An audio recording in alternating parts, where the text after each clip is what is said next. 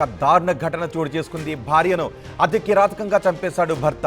కుటుంబ కలహాలతోనే భార్య గౌరిని ముక్కలు ముక్కలుగా కోసి సూట్ కేసులో కుక్కి హత్య చేశాడు ఈ రాకేష్ అనే వ్యక్తి. బెంగళూరులో సాఫ్ట్వేర్ ఉద్యోగిగా పనిచేస్తున్నాడు రాకేష్. 2 సంవత్సరాల క్రితం రాకేష్ గౌరీ ఇద్దరికి వివాహం జరిగింది. ఆ జంటనే ఇప్పుడు మీరు ఆర్టీవీ స్క్రీన్ పైన చూస్తున్నారు. దొడ్డకనహల్లిలో ఓ ఇంట్లో వీళ్ళిద్దరూ నివాసం ఉంటున్నారు. అయితే ఈ మధ్య భార్యాభర్తల మధ్య తరచూ ఏదో ఒక వివాదం చోటు చేసుకుంటూనే ఉంది. ఇద్దరు ఏదో ఒక రకంగా గొడవ పడుతూనే ఉన్నారు. కోపంతో గౌరిపై భర్త రాకేష్ దాడి చేశాడు.